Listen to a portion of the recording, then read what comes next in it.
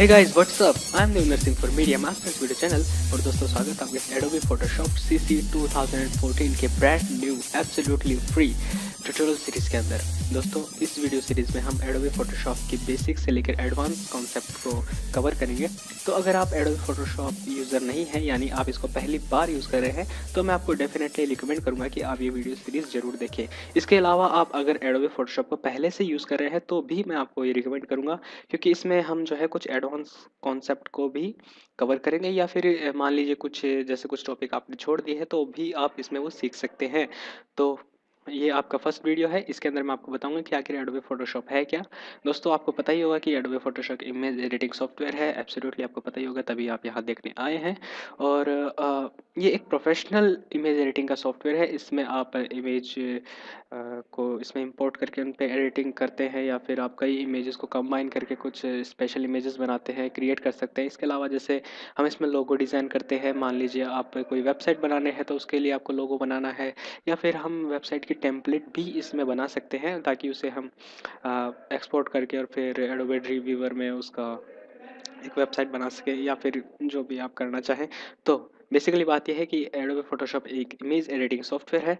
और क्योंकि आपका ये पहला वीडियो है तो इसमें हम कुछ जैसे प्रेफरेंस जो हमें सेट करनी होती है एडोबे फोटोशॉप में। तो दोस्तों बात ये जैसे कि आप इसे इंस्टॉल करते हैं, फिर इसे यूज़ करना स्टार्ट करते हैं, तो कई बार ऐसा होता है कि जो फोटोशॉप है वो हैंग हो रहा होता है, या फिर कई बार क्रैश हो जाता है। तो काफ़ी ख़राब चीज़ है ये। तो इसे हम सही कैसे करते हैं, या फिर कुछ प्रेफरेंस है जो हमें चेंज करनी होती है, तो वो हम कैसे करें। उसके लिए हम जाते हैं एडिट में, और फिर यहाँ पर अगर आप नीचे देखें तो यहाँ पर प्रेफरेंस है जो कि आपकी शायद स्क्रीन से बाहर जा रहा है, पर आप अगर देख पा रहे हो नीचे नीचे एक ऑप्शन है सेकेंड लास्ट प्रेफरेंस, और इसके बाद यहाँ पर एक ऑप्शन है जनरल। तो इसके बाद में ये हमारी प्रेफरेंस है जो हम इस वीडियो में सेट करेंगे, ठीक है। इसके बाद में यहाँ पे जैसे दोस्तों कुछ ऑप्शंस हैं जिनको हम चेंज करेंगे ताकि आपका सिस्टम जो है क्रैश ना हो। तो उसके लिए हम जाएंगे परफॉर्मेंस के अंदर। परफॉर्मेंस में दोस्तों आप यहाँ पर देखें तो हमारे जैसे जो ये मेमोरी यूजेस है, यानी कि रैम को बेसिकली किस तरह हैंडल करता है, उसके ऊपर है कि हम लेट फोटोशॉप यूज़ की फोटोशॉप को कितनी यूज़ करने थे। तो मेरे जो कंप्यूटर में 8 GB रैम इंस्टॉल्ड है, तो आप इसे चेंज कर सकते हैं। जैसे कि मैं इसे यूजुअली अराउंड 80% के अराउंड रखना पसंद करता हूँ, क्योंकि कंप्यूटर में काफ़ी रैम है, तो ये अगर उसका 80% यूज़ करें तो ये हैंग नहीं होगा, ठीक है। सेकंड चीज़ जो है, अगर मान लीजिए आपके कंप्यूटर पर कम रैम है, मान लीजिए 1 या 2 GB है, तो मैं आपको रिकमेंड करूँगा कि आप उसे अपग्रेड करें, यानी कि एडिशनल रैम को ऐड करें। अगर आप ऐसा नहीं कर पा रहे हैं तो आप इसको जो परसेंटेज है अराउंड 60 के अराउंड कर लें, क्योंकि बाकी आपका सिस्टम ताकि हैंग ना हो। और इसके अलावा ये बाय डिफ़ॉल्ट अराउंड 70 के आसपास रहता है, इसे 80 के अराउंड मैंने कर लिया। सेकंड जो चीज़ है इधर, अगर ये आप देखिए ग्राफिक्स प्रोसेसर सेटिंग है, तो अगर जैसे फ़ोटोशॉप कई बार हैंग होता है क्योंकि आपके पास एक सपोर्टेबल जीपीयू नहीं है, तो मैं आपको रिकमेंड करूँगा कि आप एक अपने सिस्टम में जीपीयू इंस्टॉल करें। अगर नहीं है तो भी कोई बात नहीं है, ज़्यादा फ़र्क इस चीज़ से नहीं पड़ता, पर आप कई लॉट्स ऑफ कूल फीचर जो है मिस कर देंगे, ठीक है। इसके बाद दोस्तों अगर इंटरफेस में जाएँ तो आप देखेंगे कि जैसे CS5 जो था, या फिर उससे पहले वाले वर्ज़न हैं, वो इस ये जैसे डार्क थीम है, तो यहाँ पे कुछ वो वाइट वाइट कलर के थे, तो आप उससे अगर चेंज करना चाहें तो आप इस कलर थीम को चेंज कर सकते हैं।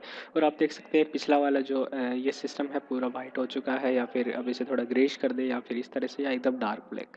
तो जो आपको पसंद आए उस तरह से चेंज कर सकते हैं, कुछ इस तरह से।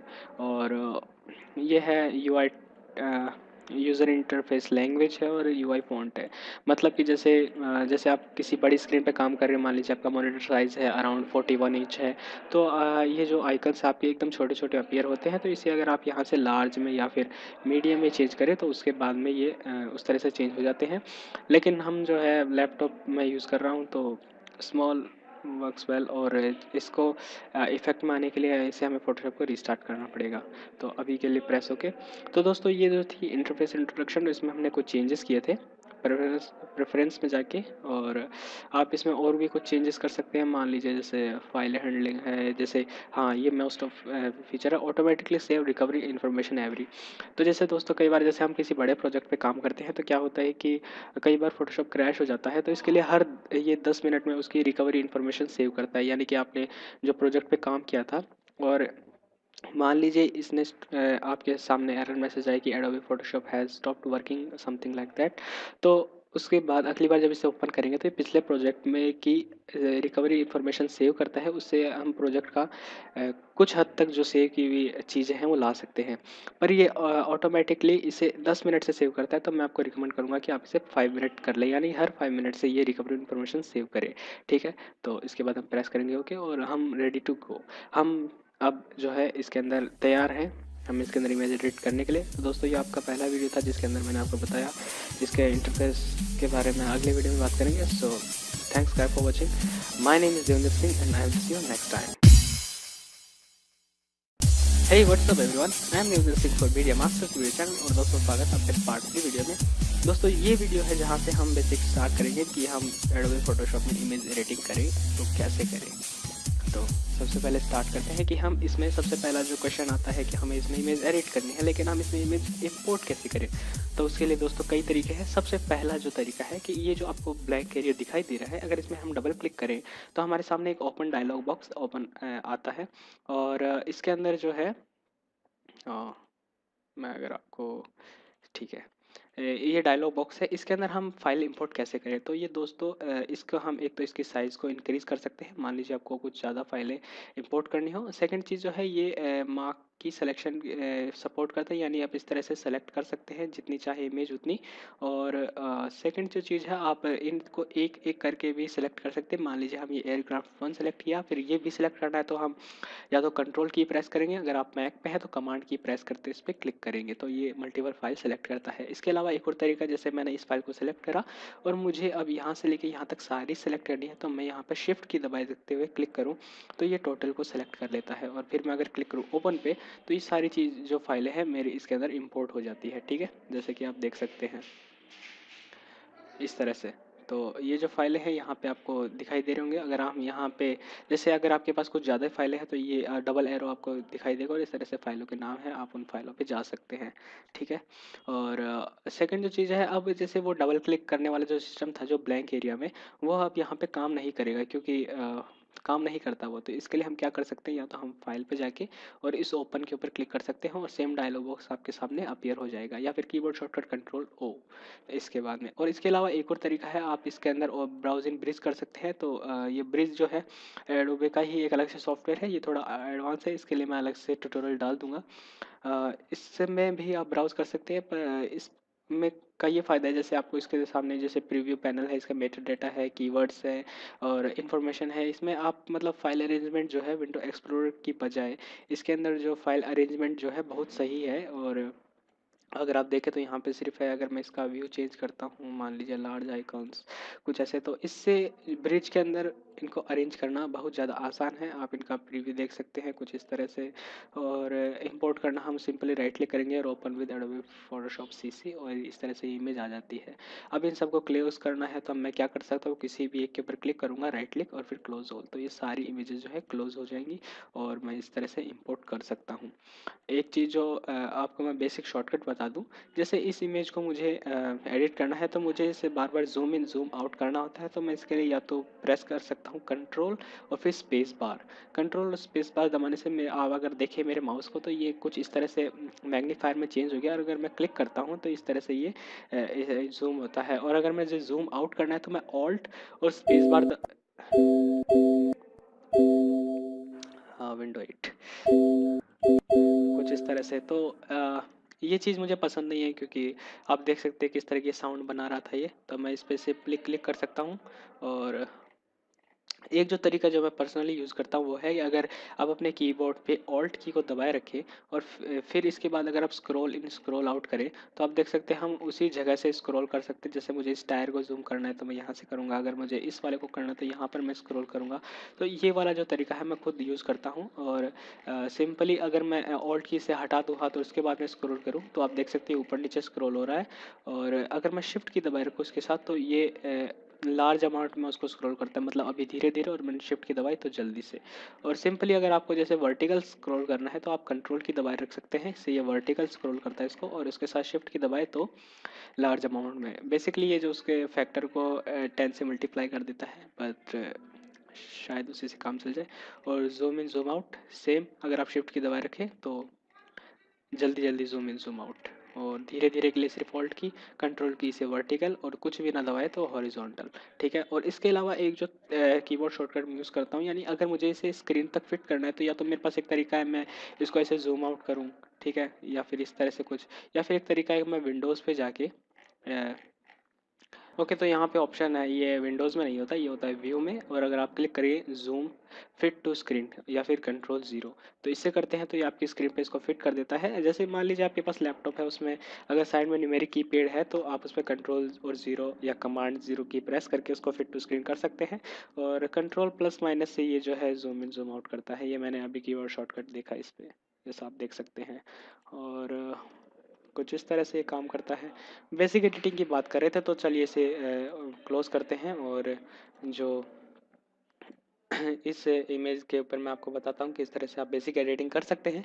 तो बेसिक एडिटिंग का मतलब है जैसे जो हम कलर करेक्शन करते हैं, या फिर उसमें कुछ कॉन्ट्रास्ट एडिटिंग है, या फिर वो जो है, तो जैसे अभी आप अगर इस इमेज को देखें, बाय द वे ये इमेज जो है मेरे कॉलेज की है, तो अगर आप देखें इस इमेज में जो आपको ग्रीनिश कलर जो है कुछ ज़्यादा ही दिखाई दे रहा है, तो इस ग्रीनिश कलर को हम कई तरीक़ों से हटा सकते हैं। जैसे हम कलर इस कर्व की मदद से भी इसको हटा सकते हैं, पर ये थोड़ा एडवांस कॉन्सेप्ट है। पर उसके अगर आपको बेसिक एडिटिंग की बात करें तो हम जाएंगे इमेजेस में, और यहाँ पर आप देखें तो आपके सामने 3 ऑप्शन हैं।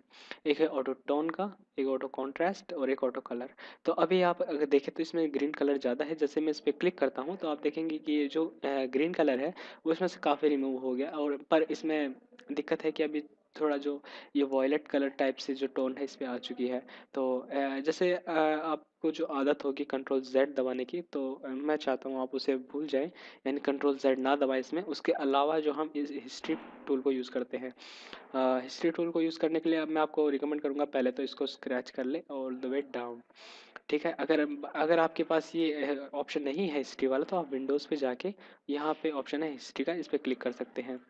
हिस्ट्री का मतलब ये है कि दोस्तों जैसे आप जो भी एडिटिंग करते हैं फोटोशॉप में, वो यहाँ पे रिकॉर्ड होती जाती है, और उसके बाद में जैसे यहाँ पर आपने सबसे पहले इसको ओपन किया, फिर इसके ऊपर आपने ऑटो कलर किया, तो इस तरह से आपके सामने ये सारी अपीयर होती हैं। तो आप कंट्रोल जेड जो है वो तो सिर्फ एक या दो बार दबा पाएंगे, पर ये हिस्ट्री की मदद से आप जो है जितने मर्जी चाहे उतने स्टेप बैक जा सकते हैं, कुछ इस तरह से। तो इसके बाद में हमने इसने ऑटो कलर किया हमने इसको, और इसके बाद में हम क्या कर सकते हैं इस पे इमेजेस, और इसके बाद में ऑटो कॉन्ट्रास्ट कर सकते हैं। अगर आप ध्यान से देखें, सॉरी, अगर आप इधर पेड़ों की तरफ ध्यान से देखें तो आप देख पाएंगे कि जो ब्राइटनेस है वो थोड़ी डाउन करके, और जो कॉन्ट्रास्ट में असली में यही होता है, जैसे जो विजिबल एरिया है उनकी ब्राइटनेस को बढ़ाया जाता है, और जो शेडोज़ पार्ट है उनकी ब्राइटनेस थोड़ी कम करते हैं, तो उससे कॉन्ट्रास्ट बढ़ता है। पर जो भी हो, अगर आप समझ पा रहे हो तो बेसिक एडिटिंग है इसमें, अगर हम ऑटो कॉन्ट्रास्ट अप्लाई करते हैं तो कुछ इस तरह से। और इसके बाद में लास्ट में जो हमारे पास ऑप्शन बचता है वो है ऑटो टोन का। ऑटो टोन पे अगर क्लिक करें तो आप देखेंगे यहाँ पे कुछ ज़्यादा डिफरेंस नहीं है, अगर आप देख पा रहे हो तो। जैसे इस एरिया में अगर आप देखें तो यहाँ पे थोड़ा इस एरिया में अगर आप देखें तो थोड़ा वॉयलेट कलर को इसने रिड्यूस करा है। तो ये थी बेसिक एडिटिंग कि हम फोटोशॉप में किस तरह कर सकते हैं। जैसे कुछ इमेजेस होते हैं उन पर बहुत फ़र्क पड़ता है, अगर आपको जैसे ये कर्व्स एडजस्टमेंट यूज़ करना नहीं आता है तो कुछ इस तरह से। इसे मैं डिलीट कर देता हूँ, और सॉरी, इस तरह से आप जो है एक बेसिक एडिटिंग कर सकते हैं अपनी इमेजेस के ऊपर। तो दोस्तों इस वीडियो को देखने के लिए आपका धन्यवाद। My name is Jayant Singh, मैं will see you next time. Hey guys, what's up, I am Niyojan Singh for media masters video channel, और दोस्तों स्वागत आपका इस एडोबी फोटोशॉप के पार्ट 2 वीडियो में। इस वीडियो में दोस्तों हम इसके फोटोशॉप के वर्क स्पेस के ऊपर बात करेंगे कि जैसे इसका दिखने का लुक है, इसके अलग अलग जो साइड में आपको कुछ टूल्स या जो भी दिखाई दे रहे हैं उसके ऊपर हम बात करते हैं। तो सबसे पहले दोस्तों ये जो ऊपर है इसे हम मेन्यू बोलते हैं, और इसके बाद भी यहाँ पे जो है इसे जैसे ये अगर आप साइड में आपको ये चीज़ दिखाई दे रही हो तो इसे हम टूल बार बोलते हैं बेसिकली। और हर एक टूल के अकॉर्डिंग यहाँ पे ऊपर जो है उनके अकॉर्डिंग ऑप्शंस रहते हैं। जैसे ये क्रॉप टूल है तो इसके लिए यहाँ पे ऑप्शन है, ये सबसे पहला सिलेक्शन टूल है या मूव टूल है, इसके लिए हम इसको हम उसके ऑप्शन यहाँ पे हमको दिखाई देते हैं। ठीक है, ये जैसे पेन टूल है उसके ऑप्शन है कुछ इस तरह से। और इस साइड में है यहाँ पे कुछ है, जैसे ये कलर है, स्विचेस है। कलर बेसिकली काम आता है, जैसे हमारे पास बाय डिफ़ॉल्ट यहाँ पे 2 कलर होते हैं, एक ये फोरग्राउंड कलर है और ये बैकग्राउंड कलर है। तो इस फोरग्राउंड कलर को चेंज करना है तो मैं यहाँ से चेंज करूँगा। तो आप देख सकते हैं ये भी इसके साथ में चेंज हो रहा है, ठीक है, लाइव अपडेट। और इसके अलावा इसका जैसे मुझे बैकग्राउंड कलर चेंज करना है तो मैं इसके ऊपर क्लिक करूँगा और फिर इसे मैं चेंज कर सकता हूँ अपनी मर्जी के अकॉर्डिंग। और मैं डायरेक्टली सिंपली क्लिक करके भी इन चीज़ को चेंज कर सकता हूँ लाइक दिस। और कुछ इस तरह से ये काम करता है, ठीक है। और सेकेंड जो है यहाँ पे है, यहाँ पे ये है एडजस्टमेंट एंड स्टाइल्स। इनके बारे में हम अगले वीडियो में बात करेंगे थोड़ी डेप्थ में जाके। इधर लेयर चैनल पाथ से तो हमें जो ज़रूरत ज़्यादा काम करते हैं हम लेयर्स में काम करते हैं। एडजस्टमेंट है उसके हम जैसे कुछ एडजस्टमेंट अप्लाई करने होते हैं। जैसे अगर हम यहाँ पे देखिए एडजस्टमेंट, तो यहाँ पे सेम मेन्यू इनके बराबर ही आपको इनके जैसा सेम मेन्यू यहाँ पर अपीयर होगा। और यहाँ पे कुछ टूल्स है जैसे कि ये पैराग्राफ है, ये कैरेक्टर टूल है, और ये वाला प्रॉपर्टीज़ है, और ये हिस्ट्री है। यहाँ पे जैसे कुछ टूल है तो आप जैसे उनको हटाना है तो आप सिंपली उन पर राइट क्लिक करें तो यहाँ पे क्लोज का ऑप्शन है, आप उन्हें क्लोज कर सकते हैं। और अगर आपने ये एक्सीडेंटली क्लोज करा है तो आप विंडोज़ पे जाके उसको वापस ला सकते हैं। जैसे वो कौन सा टूल था, पैराग्राफ स्टाइल, ठीक है। तो इसे क्लोज कर सकते हैं। और सेकंड चीज़ तो ये सारी चीज़ें हैं जो है फुली कस्टमाइजेबल है, यानी आप इन्हें कहीं भी मूव कर सकते हैं। जैसे कि ये जो हिस्ट्री टूल है इसे मैं कहीं पे भी मूव कर सकता हूँ। पर जैसे अगर मुझे इसमें दोबारा से इसे कंबाइन करना तो मैं यहाँ पे ले जाऊँगा, और मुझे जैसे इसको यहाँ पे करना है तो मैं इसे कॉर्नर पे ले जाके छोड़ दूँगा, कुछ इस तरह से। तो फुली कस्टमाइजेबल है, ये इसका वर्क स्पेस था।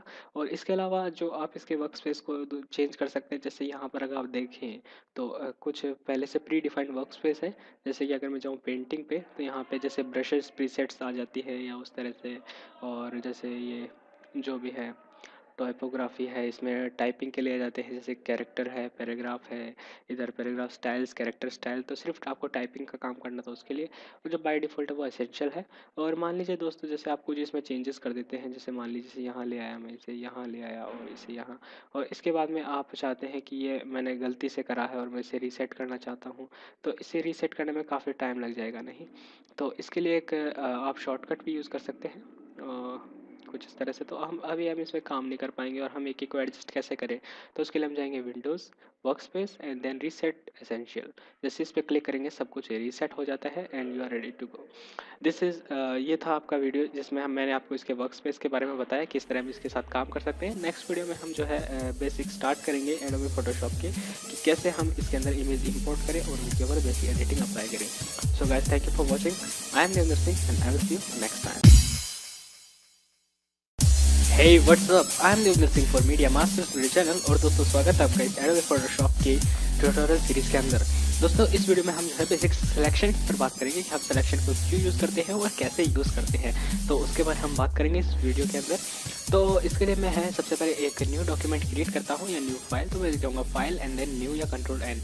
इसके बाद इस न्यू इमेज डायलॉग बॉक्स के बारे में मैं आपको कुछ बता दूं।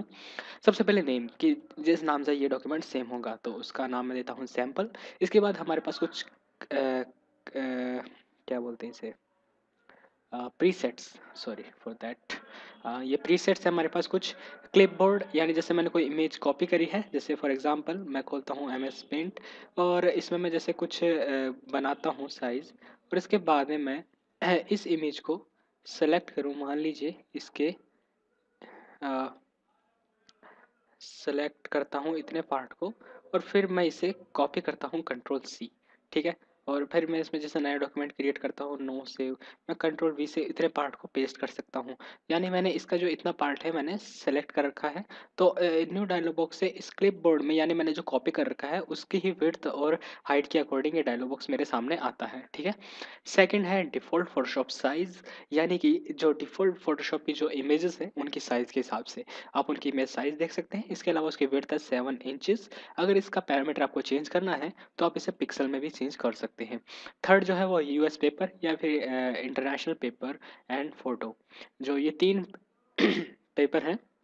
ये जैसे आप किसी मैगज़ीन में काम करते हैं या फिर आप जैसे एज अ स्टूडेंट आपको कोई प्रेजेंटेशन बनानी है या समथिंग लाइक दैट, तो आप इन्हें यूज़ कर सकते हैं। जो मैं यूज़ करता हूँ वो है इंटरनेशनल पेपर। इसके अंदर कई मेरे पास साइज़ है, जैसे A4, A6, A5। तो हम जो A4 जो हमारा मतलब आइडियल पेपर है उसके हम कुछ प्रिंट आउट निकलवाना होता है तो हम वो बनाते हैं। तो उसकी ये साइज़ है, यानी 2480 पिक्सल बाई 35 1.08। इसके बाद में यहाँ पे और कुछ है, जैसे वेब है, mobile and video, film and video, जैसे कि 720p एंड 1080p उसके हिसाब से। तो हम यूज़ करते हैं A4 साइज़। इसके बाद में है बैकग्राउंड कंटेंट्स, यानी कि बैकग्राउंड कंटेंट्स का कलर कैसा हो, तो उसके लिए वाइट दे सकते हैं, ब्लैक या जो भी आप चाहे कलर। फॉर एग्जांपल जैसे मैं अदर कलर देता हूँ रेड कलर से।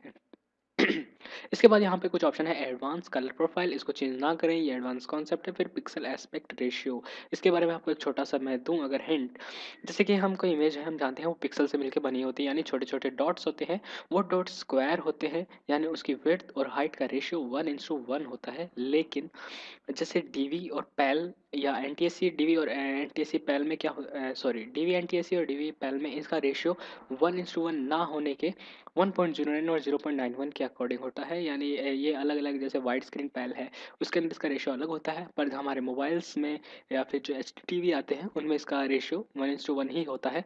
तो हम इसमें ही काम करेंगे। तो हम जो है इस पर अभी क्लिक करते हैं ओके।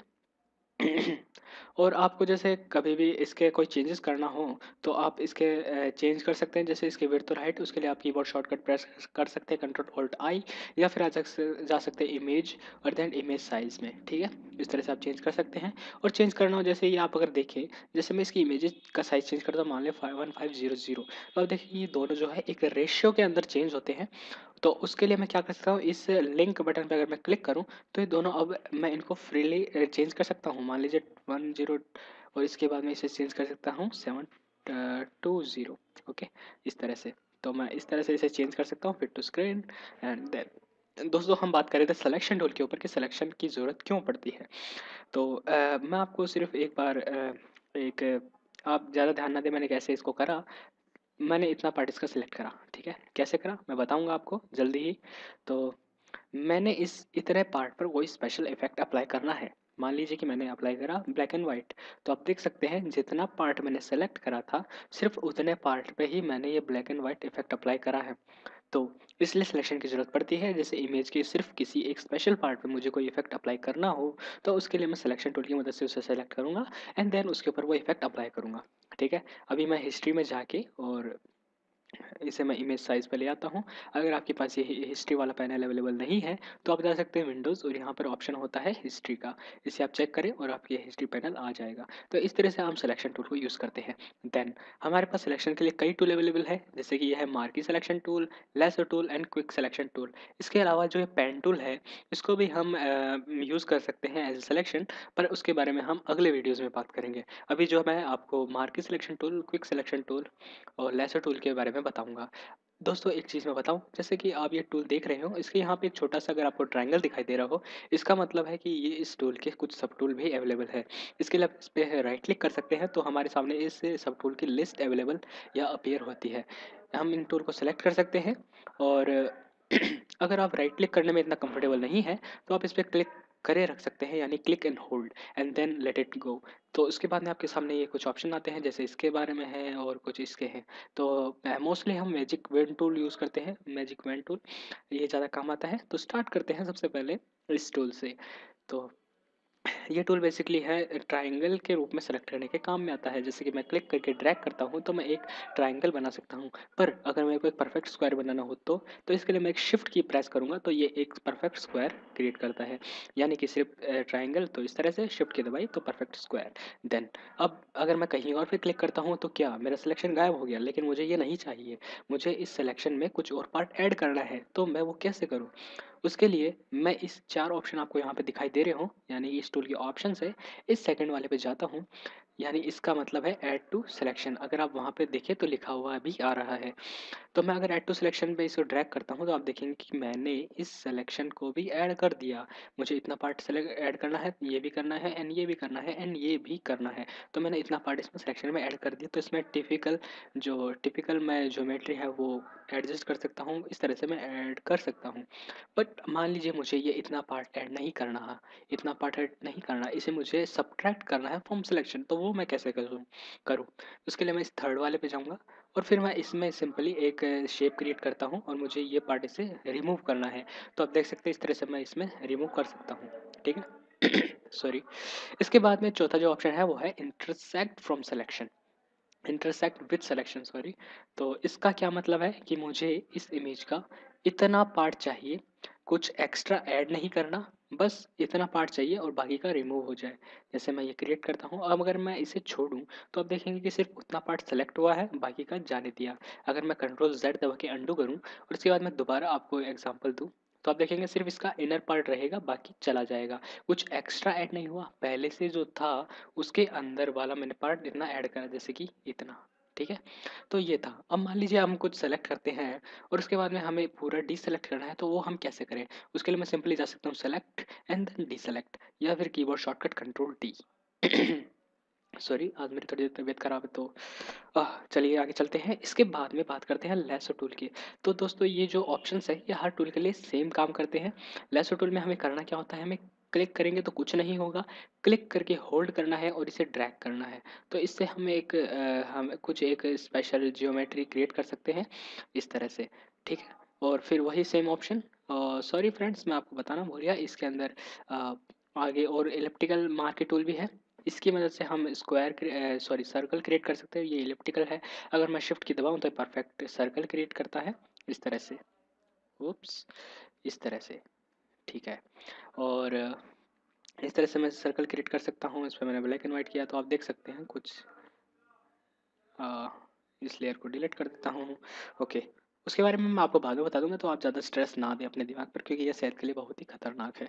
तो बात करते हैं, इसके बाद में कुछ और टूल है, सिंगल मार्क टूल है। इससे हम सिंपली एक लाइन सेलेक्ट करते हैं जिसकी जो भी हो। इसके बाद में बात करते हैं हम लेसर टूल पे। इसको अगर हम रीसेट कर दें, एक चीज़ और कि इन टूल में आपस में अगर आपको स्विच करना है तो आप इसके लिए कीबोर्ड शॉर्टकट भी प्रेस कर सकते हैं। फॉर एग्जांपल मेरे को मार्क सिलेक्शन टूल में जाना है तो मैं एम प्रेस करूँगा, लेसर टूल में जाना है तो मैं एल प्रेस करूँगा। इसके बाद में इसका जैसे मैंने आपको बताया, क्लिक करने से कुछ नहीं होगा, क्लिक करके ड्रैग करने से हम एक स्पेशल ज्योमेट्री क्रिएट कर सकते हैं। ऐड टू सिलेक्शन कुछ इस तरह से, एंड देन सब्ट्रैक्ट करना है तो इस तरह से। एक और चीज़ मैं आपको बताऊँ कि जैसे मैं इस मान लीजिए फर्स्ट वाले पे हूँ, सिर्फ सिलेक्शन टूल के ऊपर, और मुझे सिर्फ टेम्पररी टाइम के लिए यानी फॉर कुछ सेकंड्स मुझे इस ऐड टू सिलेक्शन टूल में जाना है, पर मैं माउस को यहाँ तक लेके जाऊँ और यहाँ तक लेके जाऊँ तो इसमें टाइम लगता है, तो वो मुझे नहीं करना। जबकि मेरा एक दूसरा हाथ फ्री है, तो मैं शिफ्ट की अगर प्रेस करूँ तो आप देख सकते हैं कि मैंने जो इस टूल के बीच में मैं टॉगल कर पा रहा हूँ। मैं जैसे शिफ्ट की दबाता हूँ तो माउस का पॉइंटर भी चेंज होता है, इसके अलावा यहाँ पे ये टॉगल करता है। ठीक है, तो मैं शिफ्ट की दबाता हूँ तो मैं जैसे मैं उसको दबाए रख रहा हूँ तब तक इसमें है, जैसे मैंने उसको छोड़ा शिफ्ट की को तो ये उसमें चला गया। इसी तरह मुझे इस सब्ट्रैक्ट फ्रॉम सिलेक्शन में जाना है तो मैं ऑल्ट की प्रेस करूँगा तो आप देख सकते हैं ये इसमें चेंज हो गया, तो मैं इस तरह से इसको रिमूव कर सकता हूँ। देन मेरा काम पूरा, तो मैंने छोड़ दी ऑल्ट की इस तरह से। और मुझे डीसेलेक्ट करना है तो मैं जाऊँगा सिलेक्शन एंड देन डीसेलेक्ट। इसके बाद में लेसर टूल में एक अगला आता है पॉलीगॉन लेसर टूल। ये एक थोड़ा डिफरेंट तरीके से काम करता है। इसके लिए आपको करना है क्लिक, क्लिक करने से एक पॉइंट क्रिएट करता है और आप देखेंगे ये एक लाइन सी है। तो मुझे अब करना क्या है, मैं जैसे किसी और जगह क्लिक करता हूँ, मान लीजिए यहाँ, तो मैंने वो पार्ट क्लिक करके एक लाइन क्रिएट कर ली। तो इस तरह से मैं जहाँ भी क्लिक करता हूँ ये एक पॉइंट क्रिएट करता है। इससे मैं एक टिपिकल ज्योमेट्री जो है या शेप है वो क्रिएट कर सकता हूँ। और अब मुझे मान लीजिए इसको क्लोज करना है, तो मैं इसके लिए जाऊँगा इसकी ओरिजिन पॉइंट पे जहाँ से मैंने इसको स्टार्ट करा था।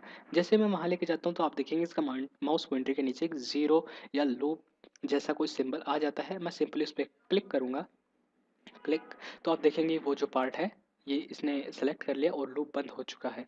और मैं अगर डीसेलेक्ट करूँ कंट्रोल डी से, और इसी तरह मान लीजिए मैंने जो है कुछ ज़्यादा ही टिपिकल शेप बना दी, और अब मैं ढूंढ नहीं पा रहा कि मैंने जो मेरा ये जो सिलेक्शन था वो स्टार्ट कहाँ से करा था। तो ढूंढने में अगर आपको कभी परेशानी हो तो आप क्या कर सकते हैं, सिर्फ एक सिंपल डबल क्लिक कीजिए और ये उसको सेलेक्ट कर लेगा। सिमिलरली आगे इन ऑप्शन को यूज़ करने का तरीका, ऐड टू सिलेक्शन, मुझे ये पार्ट ऐड करना है भाई, तो इस तरह से सिलेक्ट करा, हो गया।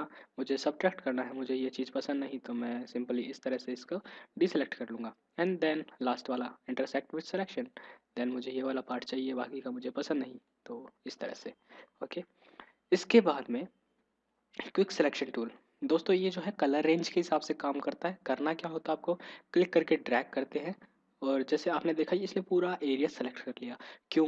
क्योंकि ये पूरा एरिया रेड है और ये कलर रेंज के हिसाब से सेट करता है। और सिमिलरली इसमें दो ऑप्शन है, पहला अगर क्लिक करते हैं तो सबको डीसेलेक्ट, इससे सेव होता जाता है। इसमें intersect with selection tool available नहीं है, क्योंकि आप जानते हैं हम इसमें एक एरिया सेलेक्ट करते हैं और उसको इंटरसेक्ट करते हैं, जबकि जो क्विक सिलेक्शन टूल है ये कलर रेंज के हिसाब से काम करता है।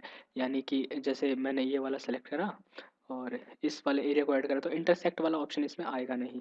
ठीक है, अगला वाला जो है मैजिक विंड टूल, इस एग्जांपल में आपको समझा नहीं पाऊंगा, इसके लिए मैंने एक इमेज इंपोर्ट करता हूँ इसमें। मैं यहाँ पे मैंने ये एक इमेज इंपोर्ट करी है। ये जो मैजिक विंड टूल है सिमिलर लगभग क्विक सिलेक्शन टूल के बराबर जैसा ही है, पर इसमें कुछ एडवांस फीचर्स भी हैं। मैं आपको बताता हूँ किस तरह से काम करता है। तो मान लीजिए मुझे ये सॉरी, ये ग्रीन वाला पार्ट सेलेक्ट करना है। ठीक है, तो मैं कैसे सेलेक्ट करूँ? सिंपली मैं मैजिक विंड टूल लेके अगर इस पर क्लिक करूँ तो आप देखेंगे इसने ये इतना पार्ट इसका अपने आप पूरा सेलेक्ट कर लिया। मैजिक विंड टूल भी कलर रेंज के हिसाब से काम करता है, यानी इसने एक मैंने ग्रीन पे क्लिक करा तो जहाँ जहाँ इसे ग्रीन दिखाई दिया वहाँ पर इसे सेलेक्ट कर लिया। पर दोस्तों ध्यान दीजिए कि जैसे जैसे अगर मैं जूम करूँ इसे, तो ये जब ग्रीन से ब्लैक में जाता है तो बीच में कुछ पार्ट रह जाता है, यानी इसकी एक शार्प एज नहीं है। कलर धीरे धीरे चेंज होता है। तो उस चीज़ को ये रीड किस तरह करता है, वो इस टॉलरेंस की मदद से करता है। यानी आपको अगर मैं सही से समझाऊं तो जैसे मैं इसके हाथ पे जाता हूँ, आप देखेंगे यहाँ पे प्योर वाइट है, यहाँ पे थोड़ा ऑरेंज कलर से और जाते जाते दूसरे मतलब मैं यहाँ पे क्लिक करता हूँ, इसने इतना वाइट एरिया सेलेक्ट करा, पर मुझे ज़्यादा एरिया सेलेक्ट करना है। तो मैं सिंपली अगर इस टॉलरेंस पे क्लिक करूँ तो आप देखेंगे माउस पॉइंटर मेरा चेंज हो गया। रेंज जो है सैम्पलिंग कलर, मैं इसे अगर इधर करता हूँ तो ये बढ़ता है, इधर घटता है। मैं इसे मान लीजिए 96 के अराउंड करता हूँ। ठीक है, और मैं अब अगर क्लिक करूँ तो आप देखेंगे इसने बहुत बड़ा एरिया सेलेक्ट कर लिया। जैसे आप देख सकते हैं ये इधर वाला, ये कलर रेंज इसे ही बोलते हैं। मतलब टॉलरेंस आप जितना ज़्यादा करेंगे ये उतना ही पार्ट छोड़ता जाएगा। तो जैसे मैं टॉलरेंस को ये जो है इसको अराउंड आप 10 के अराउंड रखेंगे। और मतलब डिपेंड करता है आपकी इमेज किस तरह से है, यानी उनके कलर में डिफरेंस कितना ज़्यादा है, तो उस तरह से काम करता है ये। और सिमिलरली मुझे अगर ये पार्ट सेलेक्ट करना है तो इस तरह। अब जैसे अब एक चीज़ मैं आपको बताऊं कि इन सिलेक्शन टूल को आपस में कंबाइन करके आप कैसे यूज़ करते हैं। अब जैसे मैं अगर जैसे मुझको ये पार्ट सेलेक्ट करना है, ठीक है, मैंने इसका टॉलरेंस थोड़ा सा बढ़ा दिया, ये वाला सेलेक्ट करा। अब मैं इसको पार्ट को सेलेक्ट कैसे करूँ, तो मैं सिंपली लेसो टूल पे जाके और इस बार sorry lasso tool, L, yes lasso tool, इसमें मेरे को ये वाला पार्ट ऐड करना है। तो मैं सिंपली इसको ऐसा सेलेक्ट कर लूँगा। तो ये पार्ट ऐड करने के लिए मुझे ज़्यादा इसमें मैजिक विंड टूल की मदद से, मैजिक विंड टूल के लिए डब्ल्यू, ज़्यादा इसमें दिमाग लगाने की ज़रूरत नहीं है, ज़्यादा क्लिक करने की ज़रूरत नहीं है। और इस तरह से जैसे मुझको ये सेलेक्ट करना है मैं सिंपली क्लिक करूँगा। और जैसे मुझे ये इनर पार्ट ऐड करना है तो मैं एल प्रेस करके सिंपली इसमें से यहाँ पे इसको ड्रैग कर लूँगा कुछ इस तरह से। तो इस तरह से हम सिलेक्शन टूल को आपस में यूज़ कर पाते हैं कुछ इस तरह से। और आपको जैसे ये इमेज इधर इधर मूव करनी है तो आप स्क्रॉल से करेंगे तो अप एंड डाउन, अगर आप साथ में कंट्रोल की दबाते हैं तो वर्टिकल। ठीक है, लेकिन इस इमेज को अगर मूव करनी है तो आप इस हैंड टूल की मदद से जा इसको मूव कर सकते हैं। या फिर जैसे इस टूल को चेंज करना काफ़ी मेहनत का काम है तो आप क्या कर सकते हैं, सिर्फ स्पेस की दबाई और ये इस तरह से चेंज हो जाता है और आप इसे कहीं भी मूव कर सकते हैं। और फिर फिट टू स्क्रीन कंट्रोल 0। तो दोस्तों ये था वीडियो कि आप किस तरह से सिलेक्शन टूल की मदद से इमेज के कुछ पार्ट सेलेक्ट कर सकते हैं और सिमिलरली उन पर कुछ इफेक्ट अप्लाई करने हो, मान लीजिए ब्लैक एंड वाइट, तो आप वो इफेक्ट अप्लाई कर पाएंगे। ये area already black and white है तो आप ज़्यादा फर्क आपको दिखाई नहीं दे रहा होगा, पर अगर आप देख पा रहे हो तो दोस्तों ये था वीडियो कि किस तरह हम सिलेक्शन टूल को यूज़ करते हैं, इनकी ज़रूरत क्यों पड़ती है। तो इस वीडियो को देखने के लिए आपका धन्यवाद। I am Narendra Singh and I will see you next time. Hey, what's up? I'm Navneet for Media Master Studio channel और दोस्तों स्वागत है आपका इस चैनल फोटोशॉप CC 2014 के basics to advance video tutorial के अंदर। तो दोस्तों इस वीडियो में मैं आपको बताऊंगा कि किस तरह हम इसमें ब्रश टूल को यूज़ कर सकते हैं, उसकी मदद से हम क्या कर सकते हैं। तो स्टार्ट करते हैं। सबसे पहले मैं इसके अंदर प्रेस करूँगा कंट्रोल N ताकि मैं एक नई इमेज तैयार कर सकूँ। इसके बाद में इसका कोई भी नाम रखते हैं, फॉर एग्ज़ाम्पल ओके। और चलिए इसका जो इस तरह से नहीं करके इसका जो कलर है वाइट कलर रखते हैं और इसका नाम WX, क्या फ़र्क पड़ता है। ठीक है, इसके बाद में ब्रश के लिए जो कीबोर्ड शॉर्टकट है वो है B। आप ब्रश यूज़ कर सकते हैं। सॉरी, मैं अगर ब्रश को चेंज करूं इस तरह से कुछ, तो अगर आप ज़्यादा ध्यान ना दें। इसके बाद में इसका कलर जो है ब्रश का वो चेंज कैसे करता हूँ मैं, इनकी मदद से इनको यहाँ से चेंज कर सकता हूँ। मैं यहाँ नहीं करना, सिंपली आप इसके ऊपर क्लिक कर सकते हैं और मैं अगर इस एरिया से मैं कोई भी कलर चूज़ कर सकता हूँ, जैसे कि